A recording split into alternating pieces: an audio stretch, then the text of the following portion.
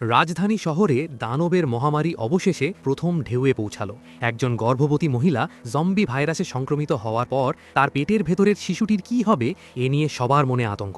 মহিলার ত্বকের নিচে পোকাগুলো নড়াচড়া করছে, ধীরে ধীরে ঢুকে যাচ্ছে তার মস্তিষ্কে। রাত 2:30টায় সে রাস্তায় বের হয়ে এলো, টালমাটালভাবে হেঁটে সামনে থাকা একটি ছোট দোকানের দিকে এগোলো। বন্ধ করার প্রস্তুতিতে থাকা দোকানদারের দিকে তাকিয়ে তার পদক্ষেপ থেমে গেল। মানুষ খাওয়ার প্রবল ইচ্ছা মাথায় চড়ল। ইশিকাবা লক্ষ্য করল কাছাকাছি থাকা মিনাকো হারিয়ে গেছে, তবু সে কোনো অস্বাভাবিকতা অনুভব না করে ফিরে গেল থানায় কাজে। সম্প্রতি রাজধানীতে কয়েকটি ভয়ঙ্কর খুনের ঘটনা ঘটেছে। এদের সব মৃতদেহের মস্তিষ্ক পুরোপুরি উধাও। ফাঁকা খোলসের মতো মাথা দেখে ইশিকাবা গভীর শ্বাস ফেলে। এ সময় তান্দো খবর পেয়ে থানায় ছুটে আসে। লাশগুলো দেখে সে নিশ্চিত হয় এগুলো হাসপাতাল থেকে পালিয়ে আসা সংক্রমিত রোগী। তান্দো ইশিকাবাকে জানায় জ্যাং ডাইশাং, সাইইউ এবং মিনাকো এই তিনজনই প্রধান সন্দেহভাজন। কারণ তখন বাসায় ফিরে আসে সে দেখে এক ভয়াবহ দৃশ্য। বাড়ি পুরো ঘর এলোমেলো, আর দাসীর মৃত্যু শহরের অন্যান্য ঘটনার মতোই মস্তিষ্কহীন।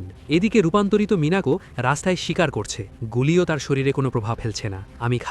আমি মুরগি খাই। মিনাকো আকস্মিকভাবে একজনের চোখে আঘাত করে। এই সময় সে পুরোপুরি দানবে রূপান্তরিত হয়নি। জ্যাং দাইশাং ও সাইইউ আওয়াজ শুনে ছুটে আসে এবং দৃশ্য দেখে স্তম্ভিত হয়ে যায়। মিনাকো আর মানুষ নেই, তার ভেতরে আছে কেবল মানুষের মস্তিষ্ক খাওয়ার প্রবৃত্তি। তার গতি ও শক্তি মানুষের চাইতে বহুগুণে বেশি, চাইলেই তৎক্ষণাৎ আঘাত সারাতে পারে। সে শুধু দুই জিনিসকে ভয় পায়, সূর্যালোক এবং আগুন। জ্যাং দাইশাং মশাল তুলে তাকে পিছিয়ে দেয়। একটি হুঙ্কারে মিনাকোর চেতনায় সামান্য মানবিকতা ফিরে আসে। নিজের অবস্থা দেখে সে দ্রুত সরে যায়, কিন্তু আশেপাশের জাপানি সৈন্যরা শব্দ শুনে জড়ো হয়ে যায়। মিনাকো মরিয়া হয়ে পালায়, হাসপাতালে ফিরে গিয়ে পরীক্ষার শিকার না হওয়ার জন্য আর তার গর্ভের সন্তানকে রক্ষা করার জন্য।